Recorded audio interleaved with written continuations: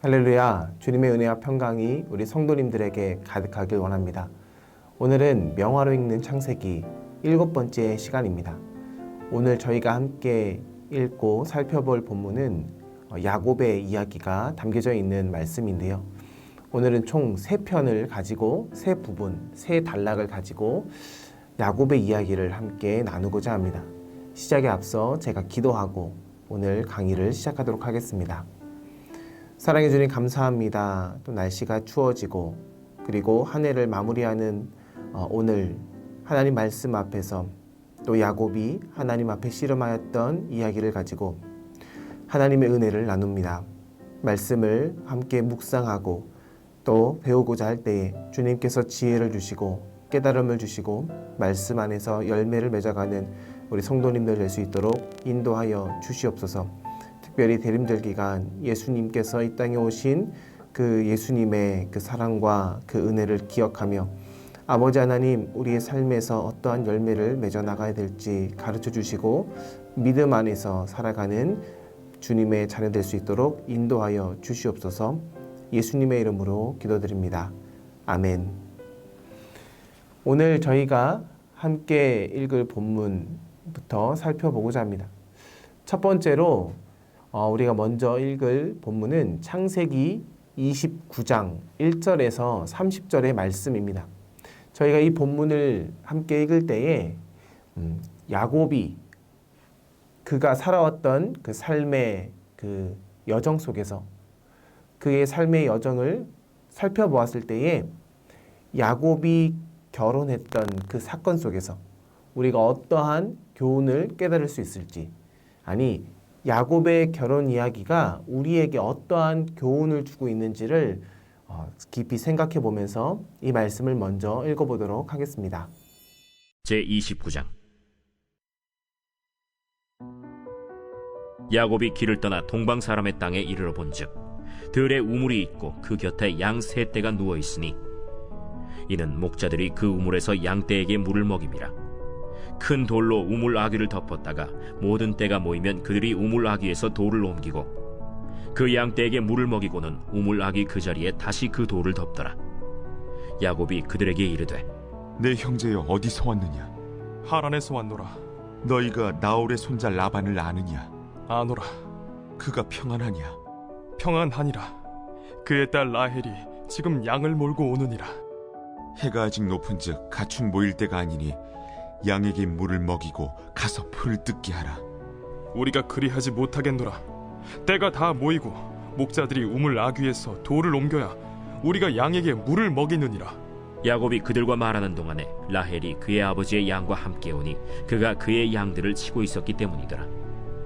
야곱이 그의 외삼촌 라반의 딸 라헬과 그의 외삼촌의 양을 보고 나아가 우물 아귀에서 돌을 옮기고 외삼촌 라반의 양떼에게 물을 먹이고 그가 라헬에게 입맞추고 소리내어 울며 그에게 자기가 그의 아버지의 생질이요 리브가의 아들됨을 말하였더니 라헬이 달려가서 그 아버지에게 알림해 라반이 그의 생질 야곱의 소식을 듣고 달려와서 그를 영접하여 안고 입맞추며 자기 집으로 인도하여 드리니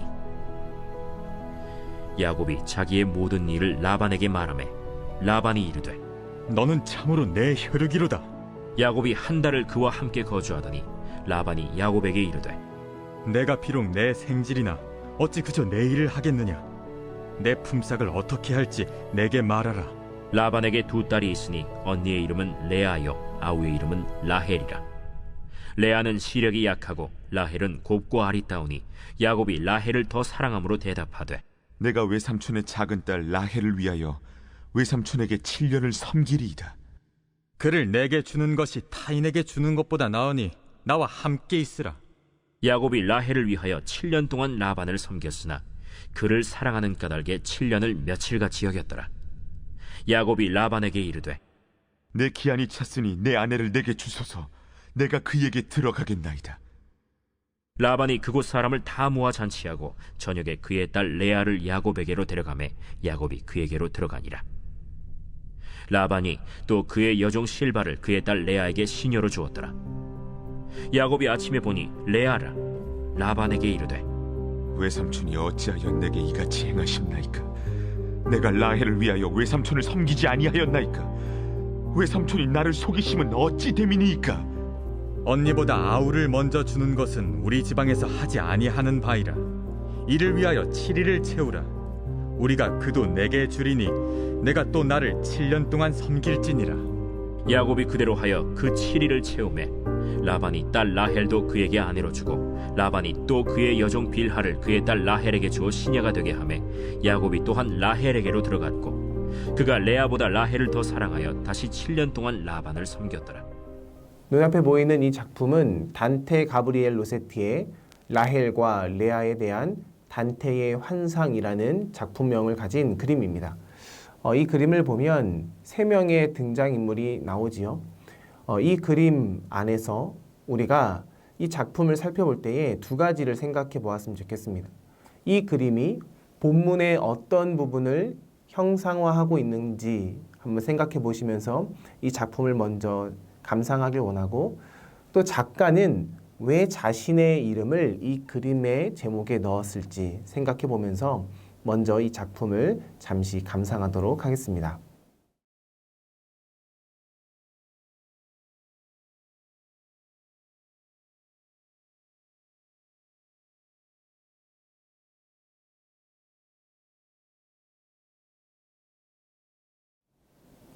오늘 본문을 보면 형 에서를 피해서 외삼촌 라반에게로 먼 길을 도망쳐 온 야곱은 먼저 양떼에 물을 먹이러 온 그 라헬을 우물가에서 만납니다. 그를 따라서 라반에게로 간 야곱은 자신이 겪었던 모든 일을 그에게 말하고 그와 함께 살기 시작하지요. 아마도 야곱은 라반의 목축업을 도왔을 겁니다. 그렇게 한 달이 지나자 라반이 야곱에게 그의 삭슬 지불하려는 계획을 말하지요. 그때 야곱은 처음 만났던 라헬과 결혼하고 싶다는 이야기를 합니다. 그리고 약 7년의 시간을 결혼을 위해서 대릴 사위 노릇을 하게 되지요. 그러나 그것은 계획대로 되지 않습니다. 라반은 야곱을 속여서 자신의 맏딸이었던 레아와 먼저 그와 결혼하게 하지요. 그리고 나서 7년의 대릴 사위 노릇을 더 요구합니다. 7년이 지난 그 시간을 요구하고 그 허락을 받은 뒤에야 라헬은 야곱의 아내가 되지요.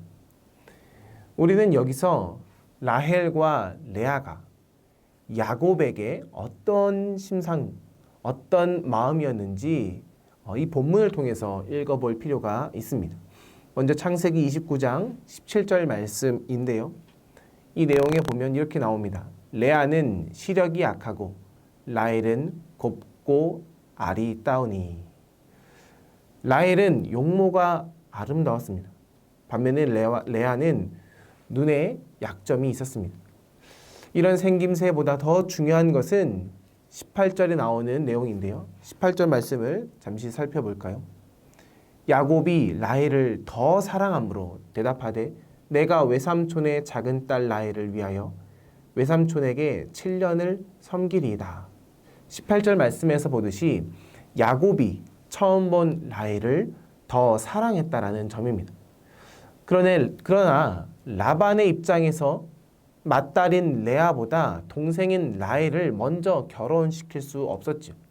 그러니 레아는 야곱이 마땅히 해야 할 의무였던 것입니다. 야곱은 마땅히 라반의 입장에서 레아를 먼저 자신의 아내로 맞아들여야 했다라는 거죠. 하지만 그의 본능은 라헬을 더 사랑했습니다. 그래서 야곱에게 본능적인 사랑의 대상은 라헬이었던 반면에 야곱이 마땅히 해야 할 의무의 대상은 레아였던 것이죠. 본문에서 야곱은 결국 이 둘 사이에서 갈등하는 인물로 그려집니다. 야곱의 갈등은 그의 삶에서 이미 걸어왔던 삶의 여정이 배어나게 되는데요.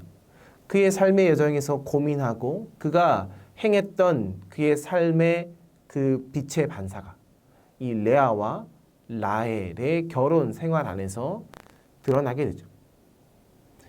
어떻게 해서든 맞이의 권리를 차지하겠다라는 그 욕심, 그 형을 속였다는 죄책감이 그의 삶의 한 부분이었다면 이 죄책감이 라헬을 향한 그 사랑과 레아를 향한 책임감 사이에서 그를 갈등하게 했다라는 것입니다. 이런 관점에서 오늘 우리는 이 본문을 우리가 함께 감상한 이 작품과 대조해서 비교해서 작품 안에 녹여내서 볼 필요가 있는데요. 이 본문을 그린 그림인 19세기 중반 영국에서 활동했던 로세티의 그림. 그는 19세기에 활동했던 작가라고 했습니다. 로세티의 그림을 이해하기 위해서는 미술사의 그 배경을 우리가 잠깐 생각해 보아야 하는데요. 16세기는 라파엘로로 대표되는 르네상스의 전성기였습니다. 그 16세기 르네상스 작가들이 그림을 그렸을 때에 그 그림의 대부분에 담겨져 있던 그 표현 방식은 한 작품, 한 대상을 현실감 있게 묘사하기보다는 그것을 보다 이상화시켜서 그림을 그렸다는 것이죠. 이런 전통이 후에 매너리즘, 그리고 바로크, 로코코 시대에 다양한 작용과 반작용을 거치게 됩니다. 그리고 19세기에 들어서면서 이후에 신고전주의로 이어지게 되지요. 이 신고전주의는 어떠한 방식으로 그림을 묘사했느냐? 그 시대의 화가들은 안정된 구도와 붓질의 흔적이 전혀 보이지 않을 정도로 정교한 묘사를 추구했습니다. 하지만 현실적인 묘사보다는 그들이 이상화했던 이상화했던 내용을 그림에 담았다는 것이죠. 이런 신고전주의의 그 경향이 프랑스와 영국에서 제각각 다른 방향을 일으켰는데요. 우선 프랑스에서는 제약된 그 주제를 극복하려는 경향으로 신고전주의가 사실주의로 바뀌게 됩니다. 일상의 이야기를 화폭에 담아서 그림을 그려냈다는 것이죠. 사람들의 전원생활의 모습을 보다도 사실적으로 그림을 그리고자 노력했습니다. 대표적인 작가 이름이 바로 밀레이죠. 또한 영국에서는 좀 더 다른 방식으로 이 그림이 드러나게 되는데요. 영국에서는요, 이 신고전주의가 낭만주의화되어서 나타나게 됩니다. 이 낭만주의는 상상력과 작가의 정서와 그의 개성의 그 표현을 보다 더 강조했지요. 당시에 활약했던 블레이크, 터너와 같은 작가들은 상상에 비롯한 환상의 세계를 보다 더 추구해서 그림에 담아냈습니다. 일상의 자연을 화폭에 담았고요. 하지만 그 자연의 역동성을 보다 더 잘 묘사하기 위해서 애썼습니다. 영국에서 낭만주의 경향과 더불어서 나타냈던 신고전주의의 그 반향을 이루었던 한 학파가 있었는데 그것이 바로 라파엘 전파라고 합니다. 이들은 고전주의 화풍의 그 모체가 되는 라파엘로 이전 시대를 추구한다라는 뜻에서 그 이름을 자처했는데요. 바로 이 작가가 로세티입니다. 그래서 다음의 그림을 보면 우리가 그 의미를 더 잘 알 수 있는데요. 이 작품은 로세티와 같은 시기에 활동했던 밀레이라는 작가입니다. 이 작품명은 오펠리아라는 그림인데요. 이 오펠리아의 그림, 우리가 너무나 잘 알고 있는 셰익스피어의 햄릿에 나오는 한 장면입니다. 오펠리아는 꽃과 풀, 나무 이런 것들을 보다 더 현실적으로 자세하게 묘사했습니다. 로세티의 경우에는 라파엘 전파를 시작하던 1848년에 보란듯이 중세풍의 수태고지를 그렸는데요. 바로 이것입니다. 이 그림을 가만히 보면 그림을 단순화시켰죠. 그리고 순수하게 묘사해 그 수태고지의 그 내용을 새로운 방식으로 해석해 내었습니다. 물론 로세티가 의도했던 바가 얼마나 실현됐는지는 우리가 평가해 볼 대목인데요. 어쨌거나 로세티는 이런 새로운 표현법을 추구하는데 많은 힘을 기울였죠. 후기로 가면 갈수록 자신의 주위에 있었던 여성들, 그의 아내였던 엘리자베스 시딸이나 제인 모리스 등 그 주변에 있었던 모델들을 중심으로 그가 그림을 많이 그렸는데요. 오늘 우리가 감상하는 이 그림도 엘리자베스 시딸을 모델로 하고 있습니다. 바로 이 작품인데요. 그가 그린 유명한 작품 중에 하나인 성스러운 베아트리체라는 이 작품의 바로 모델이 자신의 아내였던 것입니다. 오늘 우리가 감상하고자 하는 이 작품을 가만히 보면 붉은 옷을 입은 한 여인, 우물에 비친 자기 얼굴을 보는 라헬의 모습 속에서 우리는 엘리자베스 시딸을 알아볼 수 있습니다. 그 작가가 이 그림을 그리기 한 해 전에 스케치한 한 작품이 있는데요. 엘리자베스 시딸을 생각하며 엘리자베스 시딸을 그린 이 그림입니다. 이 그림에 스케치한 모습이 바로 오늘 우리가 살펴본 이 작품에 고스란히 나타나게 되지요. 어쨌거나 우리는 이제 앞서 언급한 대로 본능적인 사랑과 그의 의무 사이에서 갈등했던 야곱의 모습을 이 로세티의 그림 속에서 깊이 깨달을 수 있습니다. 먼저 제목을 보시면 단테의 환상이라고 합니다. 단테의 환상. 그가 생각하고 묵상했던 그 의미를 이 그림 안에 잘 담아냈는데요. 라헬을 자신의 아내였던 엘리자베스 시딸로 그린 데서 보듯이 로세티는 자신과 야곱을 동일시하고 있습니다. 그림 왼쪽에 있는 남성이 보이시죠? 이는 야곱입니다. 하지만 로세티 자신을 생각하며 그는 그림을 그렸습니다. 라헬은 비교적 수동적인 자세로 우물을 응시하고 있습니다. 그러나 그 자세를 가만히 보면 불편해 보입니다. 그렇다고 옆에 있는 레아에게 친화적으로도 보이지 않습니다. 우리가 이 그림에서 느낄 수 있는 것은 뒤에 있는 야곱과 그의 거리입니다. 무의식적으로 야곱은 라헬을 향한 본능적인 사랑을 밀어내고 있는 것을 우리는 알 수 있죠. 야곱과 라헬의 거리가 생각보다 멀리 있습니다. 반면에 레아는 적극적으로 꽃을 따고 있지요. 그리고 그의 자세를 보면 매우 야곱을 의식하고 있는 듯합니다. 로세티는 야곱의 결혼 이야기를 형상화한 이 그림을 통해서 자신의 내부 속에서, 내면 안에서 요동치는 그 감정을 표현하고 있는 것입니다. 야곱의 갈등과 로세티의 그 그림을 통해서 우리는 그가 얼마나 그의 감정을 잘 다스리지 못하는지를 들여다볼 수 있는데요. 그의 한계를 가진 한 인간으로서 그는 갈등 속에서 고민하고 있다는 것입니다. 그 고민 속에서 야곱은 많은 실수를 저지르죠. 그런데 더 큰 문제는 무엇이냐면 자신의 감정을 그가 깨닫지 못하는 것입니다. 자신의 속내를 그가 하나님 앞에서 숨기고 있다는 것입니다. 자신의 감정을 자신의 아내인 라헬과 레아에게 숨기고 있다는 것에 대해서 그의 삶에 더 큰 문제가 드러나고 있다는 것을 우리는 깨달을 수 있죠.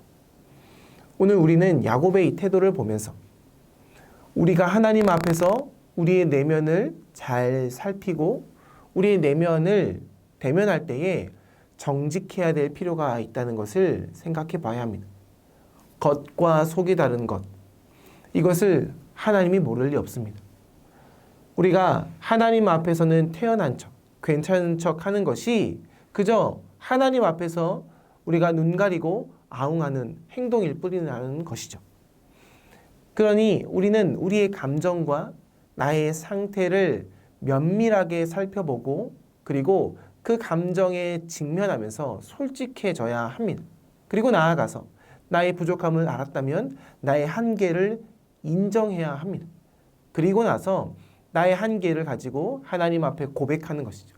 나의 이 부족한 모습을 인정하는 것이죠. 하나님 앞에 내어놓고 기도하는 가운데 내 한계를 인정하는 속에서 내가 보다 더 현명한 선택을 어떻게 해야 할 수 있는지를 하나님 앞에 질문해야 된다는 것입니다. 그래야 우리가 야곱처럼 실수하지 않을 수 있다는 것이죠.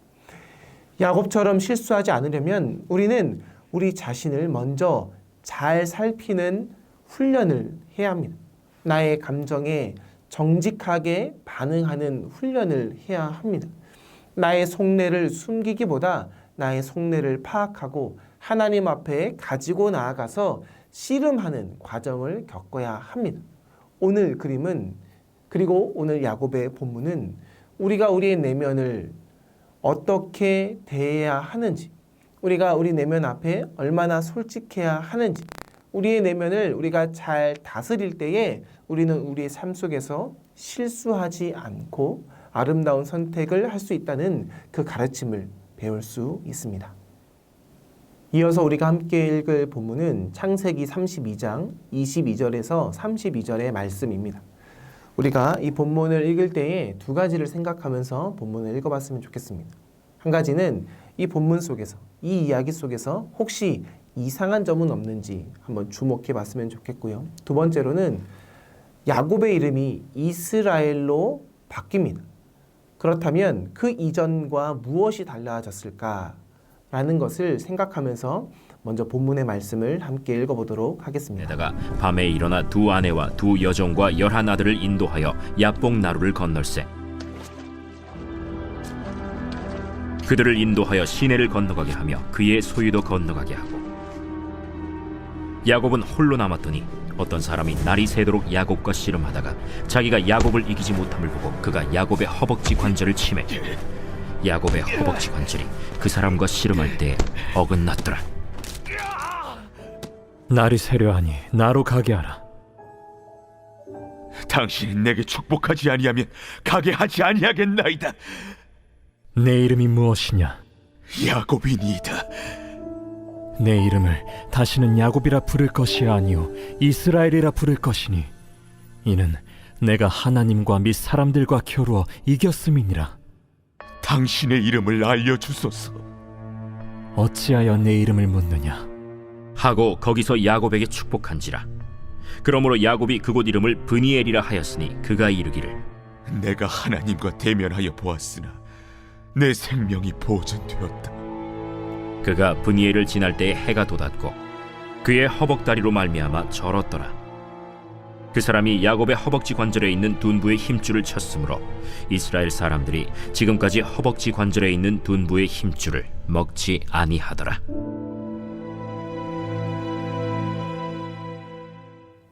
눈앞에 보이는 이 작품은 폴 고갱의 설교 후의 환영이라는 그림입니다. 이 작품을 볼 때에 우리가 한 가지를 생각해 보았으면 좋겠는데요. 이 그림 안에서 우리가 무엇을 읽어낼 수 있는지, 이 본문과 연결해서 이 본문 안에 담겨져 있는 그 메시지가 이 그림 안에서는 어떻게 드러나고 있는지를 먼저 생각해 보며 이 그림을 감상하도록 하겠습니다.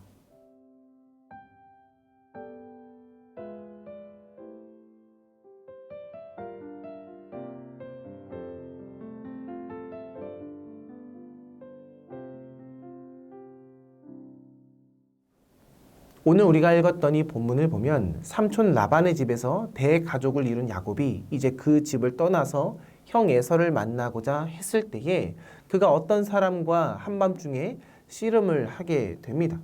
그런데 이 과정을 곰곰이 생각해 보면 이상한 점이 한두 가지가 아니죠. 먼저 왜 야곱은 어떤 사람과 씨름을 해야 했을까요?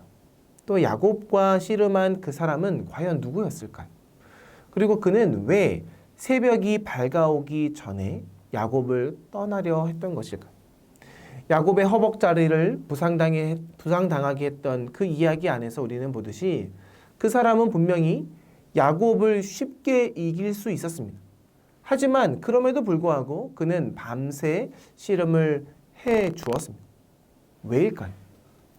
이런 물음에 우리가 대답을 해야 될 텐데요. 하지만 본문에서는 거기에 대한 답변이 시원하게 나오지 않습니다. 그래서 우리는 다양한 추측을 하게 되지요. 많은 사람들이 이 본문을 생각할 때에, 또 많은 학자들이 이 본문을 바라볼 때에 그가 씨름했던 그 대상이 누구였을까? 혹시 야복강의 신이었을까? 아니면 가나안의 신을 보고서 그 씨름한 자가 적대적인 관계 안에서 그와 야곱과 씨름한 것은 아니었을까라는 상상도 해봤을 것입니다. 하지만 이 문맥 안에서 우리가 이 이야기 안에 나온 그 한 사람, 그 어떤 사람을 보면 특징적인 것이 한 가지 있습니다. 바로 그것은 축복이라는 것이죠. 그가 하나님이 보낸 하나님의 사자라는 그 확증은 바로 이 축복이라는 단어 속에서 나옵니다. 야곱이 이 사람에게서 축복을 받는데요. 그 축복을 받는 그 한 메시지 안에서 그가 어떤 사람이었고, 그리고 이 이야기가 어떤 의미를 우리에게 주고 있는지를 우리는 깨달을 수 있죠. 야곱은 이미 형 에서를 피해서 길을 떠났습니다. 그런데요, 그 떠나는 그때부터 그 하나님이, 누구의 하나님이요? 아브라함의 하나님이 그에게 약속을 하십니다. 그 약속을 베델에서 경험을 하게 되죠. 베델의 하나님이 야곱을 만나면서 그와 함께 하겠다라고 언약을 맺으십니다. 그 베델의 하나님을 만난 야곱이 더 이상의 그 축복이 무엇이 필요했을까요? 그 하나님 한 분이면 이제는 끝이었을 텐데, 야곱은 그 만났던 하나님을 또 이제 새롭게 만나야 될 필요가 있었던 것입니다. 야곱은 하나님의 복을 얻기 위해서 밤새 씨름합니다. 왜 그가 밤새도록 알지 못하는 사람과 씨름을 했느냐? 바로 이 축복을 얻기 위해서였더라는 것이죠. 야곱은 형 에서를 만나기 직전이었습니다. 7절의 말씀을 보십시오. 이렇게 나옵니다. 야곱이 심히 두렵고 답답하여 자기와 함께한 동행자와 양과 소와 낙타를 두 떼로 나누고, 7절의 말씀을 따르면 지금 야곱의 심리 상태가 어떤지 잘 묘사됩니다. 그는 형 에서를 만나러 가는 길에 몹시 두렵고 답답한 마음이었다라는 것이죠. 여기서 우리는 야곱이 밤새 씨름했던 그 사건의 실마리를 풀 수 있습니다. 베델에서 야곱은 이미 하나님과 만났고 하나님의 언약을 받았습니다. 하나님과의 그 소통을 맛보았습니다. 그래서 그전에는 그가 스스로 욕심에 취해서 또 어머니의 조언에 따라서 살았다면, 그 베델에서 만난 그 하나님, 그 이후로 그는 하나님과의 관계 속에서 그 약속의 성취를 맛보는 삶을 살아왔다라는 것을 우리는 짐작할 수 있죠. 그래서 야곱은 형 에서를 만나기 직전에 그의 마음속에 두려움과 답답함이 있을 그때에 다시금 그 하나님 앞에 나아갔던 것입니다. 하나님 앞에 하나님의 그 복을 다시금 경험하고자 하나님과 씨름하기 위한 그 시간을 가졌던 것이죠. 그래서 야곱은 바로 그 장소를 뭐라고 말하냐면 브니엘이라고 말합니다. 브니엘, 그 뜻은 내가 하나님과 대면하여 보았으나 내 생명이 보존되었다라는 뜻입니다. 무슨 말인가요? 그 어떤 사람은 바로 하나님이 보낸 하나님의 사자라는 것입니다. 하나님을 보면 당시에 하나님을 믿는 사람들은 그의 생명을 잃어버리게 된다라는 생각을 했습니다. 하지만 야곱은 하나님을 보았으나 그가 살았다라고 합니다. 그리고 그는 나아가서 그의 새로운 이름을 받았을 뿐만 아니라 그는 복의 근원이 되는 그 하나님의 축복을 얻게 되게 되죠. 야곱은 에서와의 그 단절된 그 관계 회복을 위해서 하나님을 다시 만날 수밖에 없었던 것입니다. 두려움과 답답함에 고뇌하는 그 야곱의 심리는 그가 알지 못한 사람과 캄캄한 그 한밤 속에서 씨름하는 그것으로 형상화되고 있습니다. 야곱이 베델에서 사다리를 통해서 하나님을 만났다면 그는 지금 한밤 그 어두움 속에서 다시금 하나님을 만나고 있는 것이죠. 하나님과 야곱 사이의 그 관계 속에서 하나님의 사자가 야곱을 바라보며 이제 축복합니다. 그 축복하는 장면은 야곱이 자신의 마음속에 있는 두려움과 답답함을 다 내려놓다라는 그런 의미를 담고 있죠. 하나님의 축복을 받는 그가 하나님 앞에 그의 답답함을 다 내려놓는 것입니다. 그의 마음속에 있는 욕심, 두려움, 답답함, 이 모든 것을 하나님 앞에 내려놓게 되자 그의 마음속에 무엇이 샘솟아 오랐을까요? 그의 마음속에는 아마 기쁨과 자유가 있었을 것입니다. 하나님의 입장에서 하나님의 사자와 씨름했던 야곱은 어떤 야곱이었을까요? 하나님은 이제 이 야곱을 공식적인 하나님의 자녀로 하나님의 장자권을 얻은 야곱이 하나님의 그 축복권을 얻은 야곱이 이제는 참으로 하나님의 사람이 되었다라는 것을 공식적으로 인정하는 자리가 또한 바로 이 자리라는 것입니다. 그래서 야곱은 하나님과 씨름하는 과정 속에서 그의 두려움을 해소했을 뿐만 아니라 하나님 앞에 공식적으로 인정을 받는 은혜를 입었다라는 것이죠. 샤갈은 바로 이런 점에서 자신의 그림 속에서 이 본문의 내용을 너무나 잘 표현했습니다.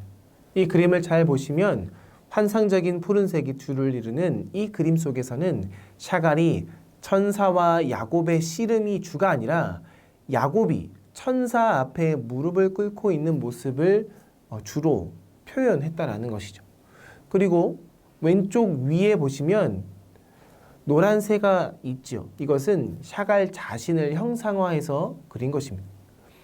그림 오른쪽에 가만히 보면 성경의 이야기가 이 그림 안에 잘 담겨져 있는데요. 요셉과 그를 가장 사랑하는 라헬, 그리고 그 아래쪽에는 요셉을 잃고 슬퍼하는 야곱을 그렸습니다. 이렇게 여러 장면을 이 그림 안에서 다 표현해낸 것이 바로 이 그림의 특징입니다. 어쨌거나 베델에서 그가 만났던 하나님, 그리고 하나님과 새롭게 형성된 하나님과의 관계, 그리고 브니엘이라는 그 칭하는 장소에서 그가 밤새 씨름하면서 하나님과 직접 대면한 그 야곱이 하나님의 약속을 받아 이제는 새롭게 하나님의 나라를 이루어가는 하나님의 백성으로 거듭나게 됐다는 것이 이 작품, 이 본문의 핵심입니다. 그러니 지금 야곱이 어떤 사람과 씨름하는 그 내용은 처음 야곱이 베델에서 하나님을 만났던 그 순간으로부터 지금까지 쭉 이어져 나가고 있는 하나의 연결고리라고 볼 수 있다는 것이죠. 결국 하나님과의 만남, 야곱이 만난 그 하나님, 그것은 하나님과 야곱의 관계뿐만이 아니라 야곱이 사람과의 관계 속에서도 파괴되고 망가졌던 그 분열됐던 그 관계가 회복이 될 수 있다라는, 그러니 모든 관계의 회복의 중심에는 하나님이 있어야 된다는 것이죠. 하나님과의 만남이 선행되어야 사람과의 그 관계의 단절도 회복될 수 있다는 것입니다. 우리가 앞서 살펴봤던 작품, 폴 고갱의 작품이 있죠. 이 작품은 샤갈의 그림과 사뭇 분위기가 다른데요. 우리가 이 작품과 샤갈의 작품의 분위기가 다른 것을 이해하기 위해서는 고갱의 삶을 잠시 살펴보아야 하는데요. 고갱은 처음에는 수도 파리에서 잘 나가는 증권 거래사였습니다. 그는 취미로 그림을 그릴 뿐이었죠. 하지만 1883년에 당시에 주식시장이 붕괴되면서 그는 직장을 잃게 됩니다. 그러면서 그는 늦게 그림에 몰두하게 되는데요. 그가 처음으로 만났던 스승은 피사로라는 스승입니다. 그는 후기 인상파 작가, 화가였는데요. 그에게 영향을 받았던 그는 인상주의 화풍에서 즐겨 쓰는 색채부활 기법을 받아서 교육을 받지만 이내 인상파주의 화풍에 대해서 반대하고 그 나름대로 자신의 길을 걸어가게 됩니다. 그러면서 그는 클로아조니즘이라는 고유한 기법을 만들어냈는데요. 이 클로아조니즘이라는 것은 무엇이냐면 그림을 진하게 그리고 두꺼운 윤곽선으로 그림을 그리는 겁니다. 그리고 밝고 평편한 그 색면을 특징적으로 표현하는 회화의 방식이었죠. 이렇게 그림을 자신만의 독특한 방식으로 그렸던 고갱. 그는 실물을 보고 그림을 그리는 것에 만족하지 않고 거기다가 자신의 기억을 첨가해서 그림을 보다 더 단순화해서 창의적으로 그림을 그렸습니다. 고갱의 이러한 인상주의를 떠나서 자신만의 독특한 회화법으로 그린 그 그림의 그 작품 중에 하나가 바로 오늘 우리가 보는 이 그림입니다. 설교 후의 환영이라는 작품인데요. 이 그림을 가만히 보면 우선 눈에 띄는 점은 강렬한 원색을 두꺼운 윤곽선 안에서 그림을 두고 그렸다라는 것이죠. 이런 기법에서 우리가 그림을 보게 되면 이 그림의 실제의 모습을 드러내기보다는 작가의 상상력, 그렇게 추상성과 강렬한 그 단순함을 우리가 집중해서 보아야 될 필요가 있는데요. 이 그림을 가만히 보십시오. 이 그림을 보면 사람들의 얼굴의 모습이 한두 명 드러나는데요. 그들의 얼굴 안에는 기쁨과 환희보다는 다소 냉소적인 분위기를 느낄 수 있습니다. 그가 냉소적인 분위기로 이 그림을 그린 이유에 대해서 당시에 자신과 함께 그림을 그렸던 반 고흐에게 편지를 보낸 내용이 담겨져 있는데요. 이렇게 그는 그에게 편지의 글을 썼습니다. 나는 이 인물들 속에서 매우 소박하고 미신에 가까운 단순성을 성취했다고 생각하네. 전반적으로 이 그림은 무거운 느낌을 주지. 나무 아래에 있는 암소는 실제보다 작고 날개가 달려있어. 이 그림 속 풍경과 싸움은 설교가 끝난 뒤 기도를 울리고 있는 사람들의 상상 속에서만 존재한다는 것이 내 생각이야. 어색하고 어울리지 않는 풍경 안에서 실제 사람들과 싸움이 이루는 그 대비가 존재하기 때문이지. 이렇듯 고갱은 본문을 읽고서 하나님과의 만남을 통한 단절된 관계의 소통보다는 그 반대의 모습을 표현하고자 했습니다. 우선 캔버스를 대각선으로 가로짓는 그 나무, 이것은 현실과 말씀, 즉 삶의 실존과 영적인 세계, 신적인 세계와의 그 단절을 보여주고 있습니다. 야곱과 천사가 싸우는 것은 영적인 세계고요. 하지만 나무를 중심으로 그 아래쪽에 있는 사람들은 현실 세계에 머무는 사람들. 하지만 이 둘 사이에는 단절이 있었다라는 것이죠. 작가는 이것을 상상해서 그림에 담아낸 것입니다. 그 그림을 보면 아랫부분에 두건을 쓴 여인들이 있죠. 그리고 사제들이 있습니다. 그들이 기도하는 듯한 모습으로 있지만 그들의 모습을 보면 사실 참으로 무관심한 표정을 가지고 기도하고 있다는 것을 우리가 알 수 있습니다. 천사와 야곱이 씨름하고 있는 그 모습을 향하며 기도하기보다는 저마다 다른 목적을 가지고 다른 방향을 향해서 그들의 생각과 그들의 문제를 가지고 기도하고 있는 모습을 우리가 볼 수 있다는 거죠. 이 작품은 고갱의 관점입니다. 그래서 야곱의 씨름하는 모습이 사실 그들의 현실과 너무 괴리 속에서 나타나고 있다는 거죠. 고갱은 이 작품, 이 본문 자체를 참으로 냉소적으로 보고 있었기 때문에 그들의 얼굴을 이렇게 표현할 수밖에 없었던 것입니다.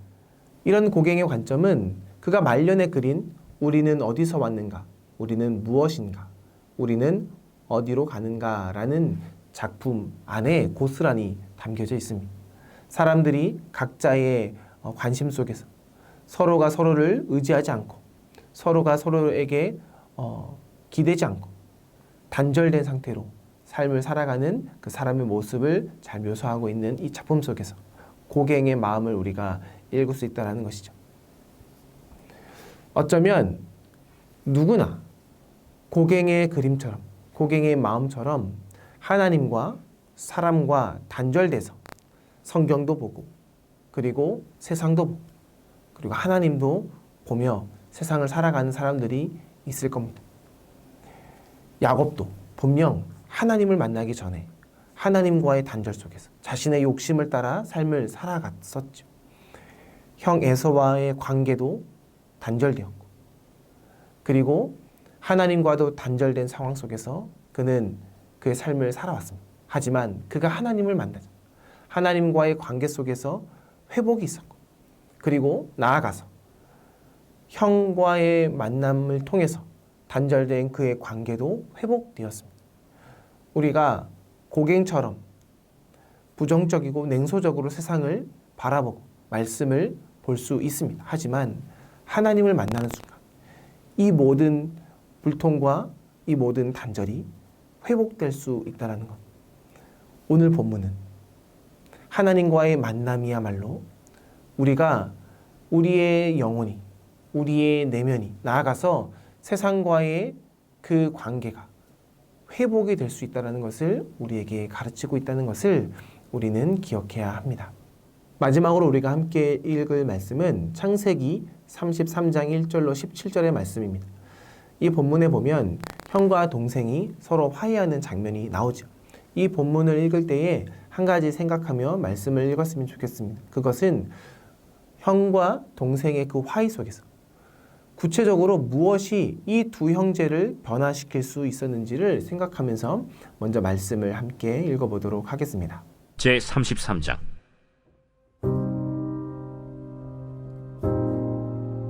야곱이 눈을 들어보니 에서가 400명의 장정을 거느리고 오고 있는지라. 그의 자식들을 나누어 레아와 라헬과 두 여종에게 맡기고 여종들과 그들의 자식들은 앞에 두고 레아와 그의 자식들은 다음에 두고 라헬과 요셉은 뒤에 두고 자기는 그들 앞에서 나아가되 몸을 7번 땅에 굽히며 그의 형 에서에게 가까이 가니 에서가 달려와서 그를 맞이하여 안고 목을 어긋맞추어 그와 입맞추고 서로 우니라. 에서가 눈을 들어 여인들과 자식들을 보고 묻되 너와 함께한 이들은 누구냐? 하나님이 주의 종에게 은혜로 주신 자식들이니이다. 그때 여종들이 그의 자식들과 더불어 나와 절하고 레아도 그의 자식들과 더불어 나와 절하고 그 후에 요셉이 라헬과 더불어 나와 절하니 내가 만난 바 이 모든 때는 무슨 까닭이냐? 내 주께 은혜를 입으려 함이니이다. 내 동생아, 내게 있는 것이 족하니 내 소유는 내게 두라. 그렇지 아니하니이다. 내가 형님의 눈앞에서 은혜를 입었사오면 청하건대 내 손에서 이 예물을 받으소서. 내가 형님의 얼굴을 배운즉 하나님의 얼굴을 본 것 같사오며 형님도 나를 기뻐하심이니이다. 하나님이 내게 은혜를 베푸셨고 내 소유도 족하오니 청하건대 내가 형님께 드리는 예물을 받으소서 하고 그에게 강권함에 받은디라. 에서가 이르되 우리가 떠나자. 내가 너와 동행하리라. 내 주도 아시거니와 자식들은 연약하고 내게 있는 양떼와 소가 새끼를 데리고 있은즉 하루만 지나치게 몰면 모든 떼가 죽으리니 청하건대 내 주는 종보다 앞서 가소서. 나는 앞에 가는 가축과 자식들의 걸음대로 천천히 인도하여 세일로 가서 내 주께 나아가리이다. 내가 내 종 몇 사람을 내게 머물게 하리라. 어찌하여 그리하리이까? 나로 내 주께 은혜를 얻게 하소서. 이날에 에서는 세일로 돌아가고 야곱은 숫곳에 이르러 자기를 위하여 집을 짓고 그의 가축을 위하여 우릿간을 지었으므로 그 땅 이름을 숫곳이라 부르더라. 이 작품은 귀스타프 도레의 야곱과 에서의 만남이라는 그림입니다. 이 작품을 가만히 보면서 우리가 한 가지를 생각해 보았으면 좋겠는데요. 도레는 이 그림 속에서 본문의 어떤 분위기를 나타내고자 했을까요? 먼저 우리 이 그림을 감상해 보도록 하겠습니다.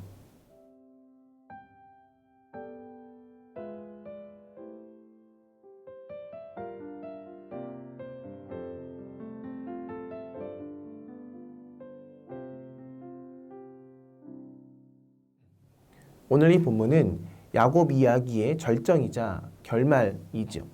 형 에서와 동생 야곱이 만난 그 장면 속에서 화해가 일어나는 내용입니다. 야곱은 아버지와 형을 속였죠. 그 속임수로 하나님의 약속을 가로채려고 했습니다. 물론 하나님의 계획과는 맞았지만 어리석고 성급한 선택이었죠. 그 어리석고 성급한 선택으로 그는 너무나 많은 세월을 허비하게 됩니다. 결국 할아버지 아브라함 때와 마찬가지로 부작용을 낳게 되고 말죠.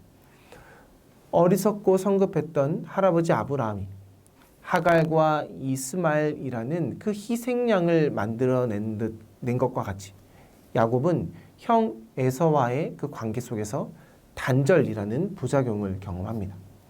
하나님께서는 어리석고 성급한 그 할아버지 아브라함, 그 아브라함을 가르쳐가면서 그 모든 문제를 직접 해결해 주시고 그의 약속을 이어가셨죠. 그 전례가 야곱의 이야기에서도 그대로 이어집니다. 오늘 본문에 앞선 창세기 32장에서 보면 야곱의 그 치열한 그 내면적인 고민과 갈등이 그의 씨름 속에서 잘 형상화되어 있죠. 그리고 그가 천사 앞에 무릎을 꿇고 복을 받는 그 장면. 그것은 하나님 앞에 그가 순복하고 하나님 앞에 순종하는 그 모습으로 나타나면서 그가 이전까지 욕심 안에서 살아왔던 모든 죄의 그 연결고리를 끊어버립니다.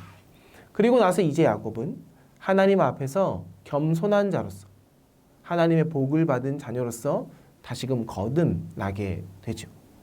그 마음속에 있는 두려움과 답답함이 사라지고 그의 마음속에는 사죄의 마음이 가득하게 됩니다. 그 상황 속에서 그는 형 에서를 만나러 가게 되죠. 야곱의 이런 마음은 오늘 본문 3절에 잘 등장하게 되는데요. 3절에 이렇게 기록되어 있습니다. 자기는 그들 앞에서 나아가되 몸을 7번 땅에 굽히며 그의 형 에서에게 가까이 가니. 3절에 보면 야곱이 그 형 앞에서 7번 절했다라고 합니다. 400명의 용사를 데리고 오는 그 형에게 그의 일행보다 앞서서 나아간 것은 그가 이미 죽을 각오를 했다고 보아야 할 것입니다. 이 모든 상황은 그렇게 야곱이 담담하게 형에게 나아갔듯이 참으로 쉽게 해결됩니다. 야곱은 너무나 걱정할 수밖에 없는 그 상황 속에서 그가 눈앞에서 형을 보게 됐을 때 꿈에도 상상하지 못한 일이 전개되는데요. 야곱은 형 에서가 적어도 잘잘못이라도 따질 것이라고 예상했을 겁니다. 하지만 에서는 동생 야곱을 보자마자 그에게 달려와서 그를 안습니다. 그와 동시에 에서와 야곱은 서로 약속이라도 한 듯 그는 서로 울기 시작하죠. 서로 용서하기 시작합니다. 야곱이 용서를 구하기도 전에 이미 하나님께서는 야곱에게 용서의 마음을 가득 부어주신 것이죠. 이 감격스러운 장면이 19세기 프랑스 출신의 화가였던 귀스타프 도레의 그 그림 속에서 잘 드러나고 있죠. 도레, 그는 당대의 매우 성공한 삽화가였습니다. 판화가이자 화가였죠. 또한 조각가로도 명성을 떨쳤던 사람입니다. 그는 생전에 약 10만 장 정도의 스케치를 했는데요. 그는 하루에 평균 6장 이상의 스케치를 했습니다. 이 가운데서 우리가 살피는 이 그림은 도레가 사파를 그려서 1866년에 출간된 그 영어 성경에 들어갔던 그림입니다. 이 성경에는 약 200점 이상의 사파가 들어 있었는데요. 도레는 오늘의 본문의 4절을 소재로 이 사파를 그렸다고 합니다. 4절 이전에 있었던 그 긴장감, 하지만 그 이후에 감격스러움으로 전환되는 그 장면을 도레는 매우 잘 포착했습니다. 이 그림을 보시면 여기저기 솟아있는 창을 볼 수 있습니다. 이 창은 자칫 일촉즉발의 위기로 치달을 수도 있었던 그 장면을 잘 드러내주고 있죠. 하지만 주위의 인물들을 잘 보시면 그 인물들 한 명 한 명이 담담하고 평온한 분위기를 방출하고 있습니다. 이것은 가족 상봉의 기쁨과 그 감격을 예고해주고 있는 것이죠. 도래의 그림 속에서 우리가 볼 수 있듯이 에서가 어떻게 동생 아울을 용서할 수 있었을까? 그것이 어떻게 가능할 수 있었을까요? 우리는 흔히 하나님께서 에서에게 용서의 마음을 부어줬기 때문에 에서가 동생 야곱을 용서했다고 알고 있습니다. 맞죠? 하지만 우리가 한 가지 더 생각해 봐야 합니다. 형의 이 마음의 변화가 일어나게 된 그 동기는 그 이전에 야곱의 마음의 변화가 있었기 때문이라는 겁니다. 즉, 형 에서의 용서는 야곱의 변화로부터 시작되었다라는 것이죠. 앞서 말했던 대로 야곱은 형 에서를 만나기 전에 하나님과 2번이나 직접 맞닥뜨렸습니다. 이 2번의 경험 속에서 그는 하나님의 인자하심과 자신의 잘못을 철저하게 깨닫게 되죠. 그리고 나서 하나님을 만난 이후에 그의 마음속에는 이제 더 이상 한 자락의 욕심도 남아있지 않게 됩니다. 무슨 말인가요? 야곱이 달라졌다라는 것입니다. 야곱이 달라지자 이미 그 주위에 있었던 그 주위에 있는 모든 상황, 세상이 변하게 된 것입니다. 설사 에서가 아직도 그의 감정 속에 작은 앙금이 남아 있을지라도 야곱이 형에게 나와서 7번 절하는 그 모습을 통해서 그 모든 감정은 눈 녹듯이 녹았을 것이라는 것입니다. 이 모든 바탕에는 다시금 말씀드리지만 야곱이 하나님을 만난 경험이 깔려 있습니다. 여기서 우리는 우리가 세상을 바꿀 수 있는 그 힘의 원리를 배울 수 있죠. 그것은 무엇이냐면 세상은 그냥 변하지 않습니다. 세상은 내가 변하면 세상이 변합니다. 내가 변하면 세상은 그 자리에서 곧바로 변하게 됩니다. 거꾸로 말하면 세상이 다른 이들이 내가 바라는 대로 변하기를 기다린다면 세상은 다른 사람들은 결코 변하지 않습니다. 내가 변해야 내가 바뀌어야 세상이 변하고 세상이 바뀝니다. 하나님 앞에서 하나님을 만나서 자신의 모든 욕심을 내려놓는 순간 야곱의 주변에 있었던 모든 상황들이 다 바뀌었습니다. 나는 잘못한 게 없어. 나는 틀리지 않아 라고 하는 그 생각은 우리 자신을 병들게 할 뿐만이 아니라 우리가 만나는 모든 사람과의 관계를 어그러뜨리는 결과를 나타나게 합니다. 반대로 내가 틀렸어. 내가 잘못할 수 있어 라는 그 고백은 나의 변화의 시작은 세상을 변화시키고 세상과 내가 화해하게 하는 그 시작이 될 수 있다는 것. 오늘 이 본문은, 오늘 도래는 이 작품을 통해서, 이 말씀을 통해서 내가 변해야 세상이 변할 수 있다는 것을 우리에게 가르치고 있다는 것입니다. 오늘 우리는 야곱의 이야기를 전반적으로 살펴보았습니다.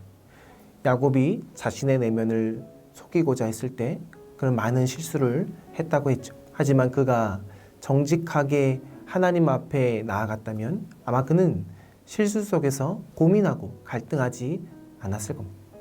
그가 처음으로 하나님을 만나고 베델에서 하나님의 약속을 받았던 그가 다시금 형 에서를 만나기 전에 하나님을 만나며 하나님을 대면하며 자신의 마음속에 있는 모든 욕심을 내려놓고 자신이 변화되었을 때에 형도 변화했고 세상과 환경도 변화했다는 것을 우리는 바라보게 됩니다. 많은 작가들이, 화가들이 이 본문의 내용을 보면서 자신의 관점으로 이 본문을 해석하고 새로운 시각으로 자신의 감정을 그림 속에, 자신의 상상력을 그림 속에 담아서 표현했습니다.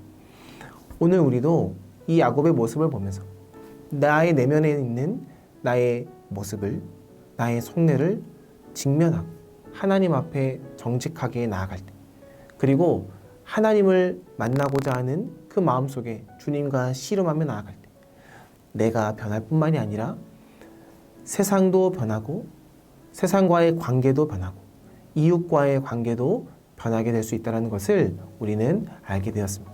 오늘 이 말씀과 이 작품을 기억하면서 나로부터 세상이 변화될 수 있다는 것.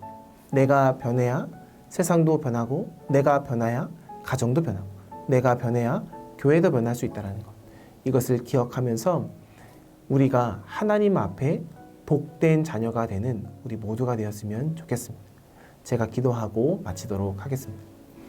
하나님 아버지 감사합니다. 오늘 야곱의 이야기를 봅니다.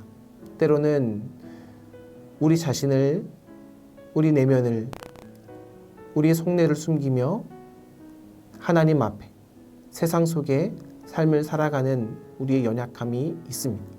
하지만 그럴 때 우리는 더 큰 실수를 하게 되는 나약한 존재임을 고백합니다.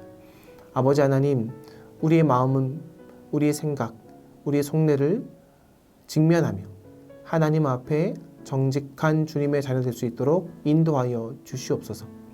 아버지 하나님, 세상과의 문제, 관계의 문제, 모든 환난의 시작이 때로는 나로부터 시작될 수 있다는 것을 기억하고 나의 욕심을 내려놓고 하나님을 만남으로 말미암아 내 안의 모든 욕심이 사라지고 하나님을 경험하고 하나님의 그 복을 마음속에 깊이 새겨 내가 변할 때 세상도 변하고 관계도 변하고 회복될 수 있다는 것을 기억하고 살아갈 수 있도록 인도하여 주시옵소서. 감사드리오며 살아계신 우리 구주 예수님의 이름으로 기도드립니다. 아멘. 감사합니다. 또 한 주간도 승리하시고 다음 시간에 또 인사드리도록 하겠습니다.